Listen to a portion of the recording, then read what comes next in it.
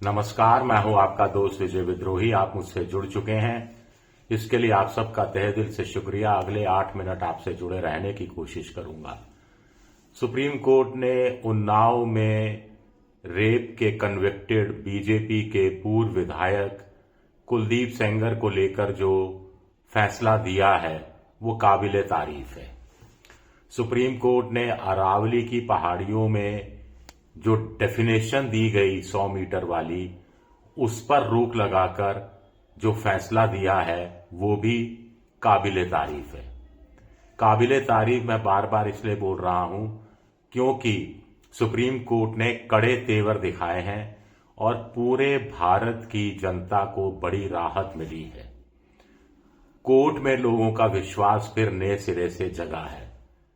अरुण जेटली कहा करते थे कि फैसला ना केवल होना चाहिए बल्कि फैसला होते हुए दिखना भी चाहिए, और सुप्रीम कोर्ट ने जो दोनों मामलों में अभी अंतरिम राहत दी है, अंतिम फैसला नहीं आया है, सुनवाई दोनों केस में जारी रहेगी, लेकिन जो बड़ी अंतरिम राहत दी है और जो पीड़ित पक्ष जो चाह रहा था उसके अनुरूप राहत दी है, वो एक बहुत बड़ी राहत है। सुप्रीम कोर्ट को खुद भी बड़ी राहत मिली होगी।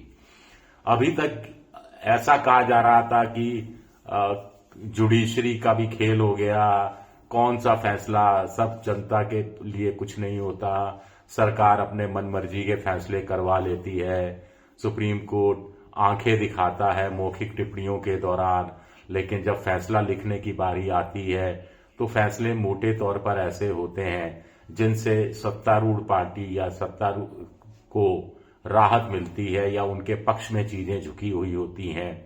वक्फ कानून वाला मसला हो या उससे पहले कई दूसरे मामले हों, उनकी पर मैं विस्तार से जाना नहीं चाहता। लेकिन अब कुलदीप सेंगर के मामले में दिल्ली हाई कोर्ट के उस आदेश पर सुप्रीम कोर्ट ने स्टे लगा दिया है जिसमें बलात्कार के कन्विक्ट कुलदीप सेंगर का सेंटेंस ही सस्पेंड कर दिया गया था। कोर्ट ने कहा कि गंभीर किस्म का आरोप है और इस पर और ज्यादा चर्चा की जरूरत है। पॉक्सो एक्ट के तहत क्या कोई पब्लिक सर्वेंट आता है या नहीं आता है, क्या एमएलए एमपी पब्लिक सर्वेंट की कैटेगरी में आते हैं या नहीं आते हैं, ये बहस का विषय बन गया था। कोर्ट ने कहा इस पर ब्रॉडर व्यू से सोचने की जरूरत है। तो कोर्ट जब कहता है कि ब्रॉडर व्यू से सोचने की जरूरत है, यानी कोर्ट सहमत नहीं था दिल्ली हाई कोर्ट के फैसले से। सीबीआई ने जोरदार दलीलें दी। ऐसी दलीलें सुप्रीम कोर्ट के सामने जो सीबीआई ने दी वैसी दिल्ली हाई कोर्ट में दी होती तो शायद मामला सुप्रीम कोर्ट में जाता भी नहीं, ऐसा कुछ लोग कह रहे हैं। तो दबाव काम आया, जनता का दबाव काम आया। पीड़िता जो ठिठुरती ठंड में इंडिया गेट पर धरने पर बैठी, जिस ढंग से पुलिस ने उनको जबरन उठाया, वो दबाव कहीं ना कहीं काम आया, वो विजुअल कहीं ना कहीं काम आए।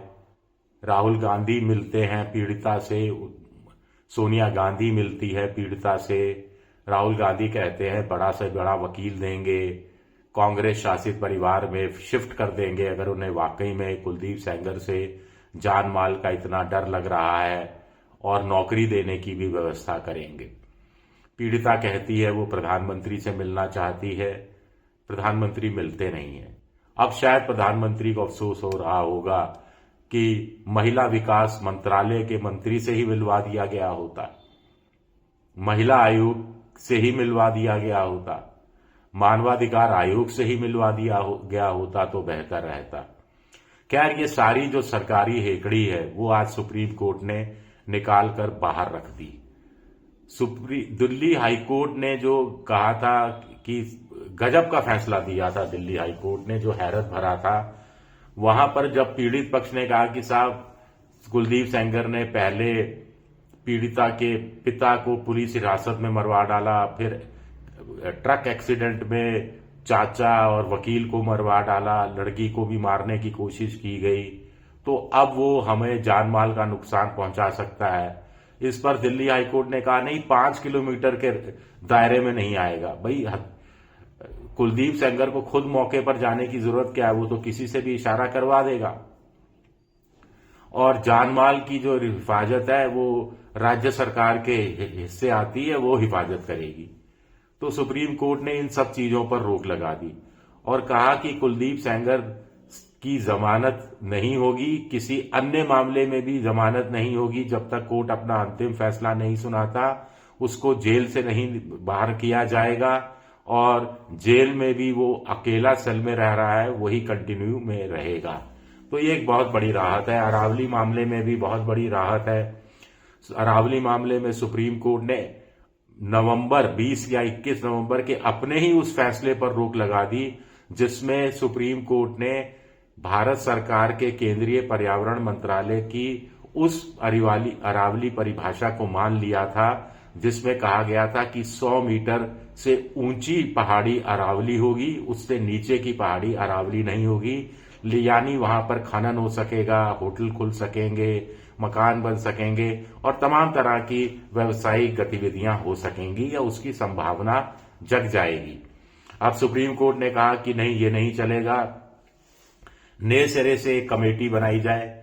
पिछली बार जो सुप्रीम कोर्ट ने ही कमेटी बनाई थी उसके प्रस्ताव को सुप्रीम कोर्ट ने ध्यान नहीं दिया था। एमिकस क्यूरी ने इस तरफ ध्यान भी दिलाया था, एमिकस क्यूरी यानी कोर्ट के दोस्त ने।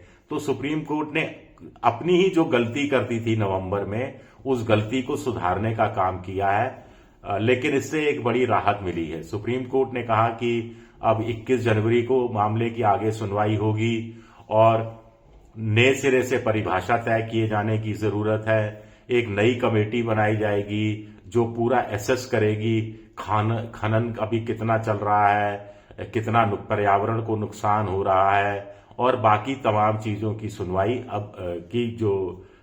सुप्रीम कोर्ट करेगा और नई कमेटी की समीक्षा के आधार पर करेगा।